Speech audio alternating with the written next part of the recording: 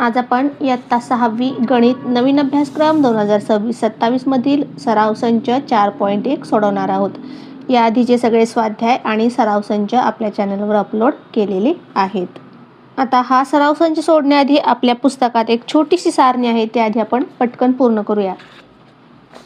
आता या सारणीमध्ये आपल्याला इथं समसंख्या लिहायच्या सांगितल्या आहेत. 2, 4 याच्या पुढची समसंख्या कोणत्या ते आपल्याला लिहायचं आहे. आता आपल्याला त्यासाठी समसंख्या म्हणजे काय ते माहिती असणं गरजेचं आहे. समसंख्या म्हणजे काय? 2च्या पाढ्यातील किंवा 2च्या पटीतील संख्या, किंवा मग ज्या संख्यांना 2ने भाग जातो त्या संख्या, किंवा मग ज्या संख्यांची 2 भागात वाटणी करता येते त्या संख्यांना काय म्हणतात? समसंख्या. मग 2 नंतर 4 नंतर 5 येणार नाही, कारण 5ला 2ने भाग जात नाही. नंतर पुढची काय येईल? मग 6. म्हणजेच 2च्या पाढ्यातल्या आपण लिहूया. बे 2 4, बे 3 6, बे 4 8, बे 5 10, बे 6 12. म्हणजे 2च्या पटीतील किंवा 2ने वाढत जाणाऱ्या 2च्या पाढ्यातील संख्या, त्या संख्यांना म्हणायचं समसंख्या. 2 4 6 8 10 12, यापुढे 14 16 18 अशा प्रकारे. आता विषम संख्या म्हणजे काय? ज्या संख्यांना 2ने भाग जात नाही, म्हणजे त्या संख्या म्हणजे विषम संख्या. मग 1 3 5 नंतर 6ला जातो, 7ला नाही जात, 7 8ला जातो, 9ला नाही जात, 9 10ला जातो, 11ला नाही जात, 12ला जातो, 13ला नाही जात. म्हणजे या आहेत विषम संख्या. 1 3 5 7 9 11 13. आता मूळ संख्या, इथे आपल्याला मूळ संख्या लिहायच्या आहेत. आता मूळ संख्या म्हणजे काय? ज्या संख्याला फक्त 1 आणि तीच संख्या या 2 संख्यांनीच भाग जातो त्या संख्या म्हणजे मूळ संख्या. म्हणजे याला 2च विभाजक असतात, त्या संख्यांना मूळ संख्या असे म्हणतात. विभाजक म्हणजे ज्या संख्येने भाग जातो त्या संख्या. मग या 2ला फक्त 1 आणि 2ने या 2 संख्येने भाग जातो, म्हणजे 2 ही मूळ संख्या आहे. 3ला 1 आणि 3ने. मग 4 घेतली तर 4ला 1ने 3ने 4ने आणि 2ने सुद्धा भाग जातो, मग 4 ही मूळ संख्या नाही.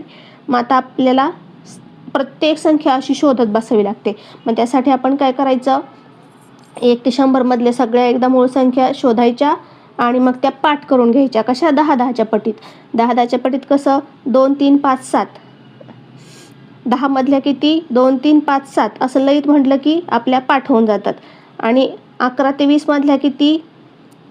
11 13 17 19 अशा लईत म्हणायच्या आणि पाठ करायच्या. मग 2 3 5 7 नंतर 11 13 17 19. आता 21 ते 30 मधल्या कोणत्या? 23 29 अशा प्रकारे पाठ करायच्या 1 ते 100 मधल्या मूळ संख्या. आता आपण त्यांना भाग देऊन सुद्धा शोधू शकतो, पण त्यात खूप टाइम जातो, म्हणून आपण 100 पर्यंतच्या पाठ करून ठेवायच्या. आता संयुक्त संख्या म्हणजे काय? ज्या संख्यांना 2 पेक्षा जास्त विभाजक असतात, म्हणजे ज्या संख्यांना 2 संख्यांपेक्षा जास्त संख्यांनी भाग जातो त्या संख्यांना संयुक्त संख्या म्हणतात. आता 4ला 1ने पण जातो, 2ने जातो आणि 4ने पण जातो, म्हणजे 2 पेक्षा जास्त विभाजक आहेत 4ला.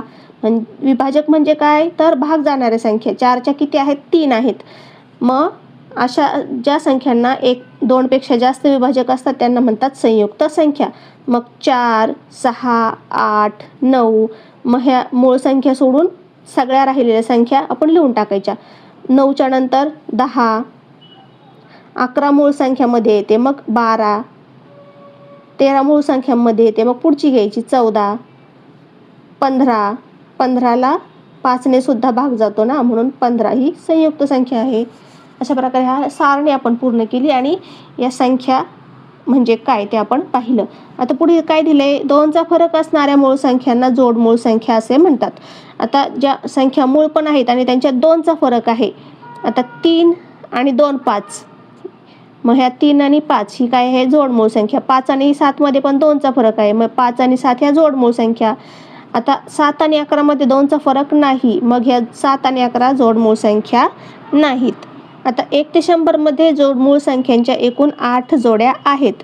ज्या संख्यांचा सामायिक विभाजक फक्त 1 असतो अशा संख्यांना सहमूळ संख्या म्हणतात.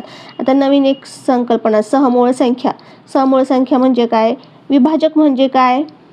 भाग जाणारी संख्या. आता समजा 4 घेतली आपण, 4चे आपण मांडलेत 1 2 4. 5 घेतली, 5चे 1 ने जातो, 5 ने जातो. म्हणजेच याच्यात आता कोण सामायिक आहे? फक्त 1 सामायिक आहे. 2 2 आहेत का इकडे? नाही. इकडे 4 4 आहेत का? नाही. इथे 5 आणि इथं 5 आहेत का? नाही. म्हणजे 4 आणि 5 या संख्यांमध्ये फक्त 1 हा एकच सामायिक विभाजक आहे. मग अशा संख्यांना काय म्हणतात? सहमूळ संख्या. यांच्यामध्ये फक्त 1 हा सामायिक विभाजक असतो. अशा संख्यांना सहमूळ संख्या असे म्हणतात. मग सगळ्या क्रमवार संख्या या सहमूळ संख्या असतात. 6 7 8 9 आणि क्रमवार संख्यांव्यतिरिक्त सुद्धा आणखीन सहमूळ संख्यांच्या जोड्या असतात की ज्या 2 संख्यांना मिळून फक्त एकच सामायिक विभाजक असतो. त्यांचे दुसरे विभाजक सारखे नसतात. आता समजलं. आता आपण सराव संच सोडूया. आता रिकाम्या जागा भरा. पहिली, टिंबटिंब ही संख्या मूळही नाही आणि संयुक्तही नाही. आता अशी कोणती संख्या आहे जी मूळ पण नाही आणि संयुक्त नाही? मूळ संख्येला किती विभाजक असतात? 2. 1 आणि तीच संख्या. आणि संयुक्त संख्या तिला 2 पेक्षा जास्त विभाजक असतात. मग अशा विचार करा की ज्या संख्येला फक्त 1 आणि एकच विभाजक असतो. कोणती? 1. 1 ही संख्या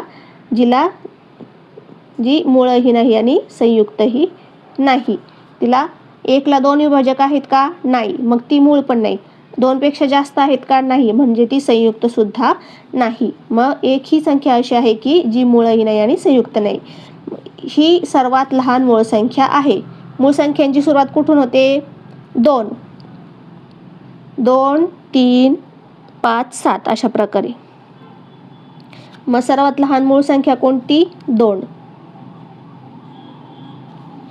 ही एकमेव सममूळ संख्या आहे. जी संख्या सम पण आहे आणि मूळ संख्या आहे. कोणती? 2.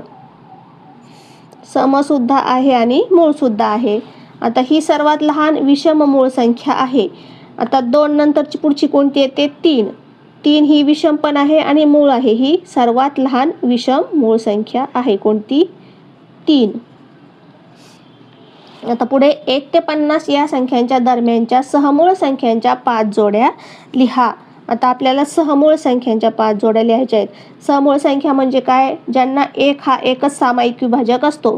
संख्यांना सहमूळ संख्या असे म्हणतात. मग आपण त्या जोड्या लिहूया. आता क्रमवार संख्यांच्या जोड्या. क्रमवार म्हणजे 4 4 नंतर 5, 4 व 5 ही एक जोडी. नंतर दुसरी जोडी आपण लिहिणार 11 व 12. नंतर दुसरी जोडी लिहिणार 7 व 9. आता 7 व 9 हे क्रमवार नसले तरी या दोन्हीमध्ये 1 आणि 1 हा एकच सामायिक विभाजक आहे. म्हणून ही जोडी सममूळ संख्यांची आहे. 19 व 20. पहिली जोडी, दुसरी जोडी, तिसरी जोडी, चौथी जोडी. आता पुढची जोडी लिहूया आपण जी क्रमवार नाही ती. 8 व 15. या दोन्ही संख्यांना सुद्धा 1 हा फक्त सामायिक विभाजक आहे. याचे विभाजक लिहिले म्हणजे 8 ला भाग जाणाऱ्या संख्या 8 आणि 15 ला भाग जाणाऱ्या संख्या लिहिल्या की त्याच्यात एक सुद्धा सारखी संख्या सापडणार नाही 1 शिवाय. म्हणजे ही सुद्धा सहमूळ संख्यांची जोडी आहे. आता तिसरा प्रश्न, मूळ संख्यांचा क्रम पूर्ण करण्यासाठी चौकटीत योग्य संख्या लिहा. आता मूळ संख्या आपल्याला ह्या मूळ संख्या 100 पर्यंतच्या पाठच करायच्या आहेत. इथं 50 पर्यंतच्या दिल्या आहेत. आता प्रत्येक वेळेस भाग देऊन आपण शोधत बसण्यात आपला वेळ खूप जातो. म्हणून आपण 10 पर्यंतच्या 2 3 5 7. मग 2 नंतर काय? 3. 2 3 5 7. नंतर 11 पासून 20 पर्यंतच्या 11 13 17 19. 7 नंतर मग 11 13 17 19. 23 29.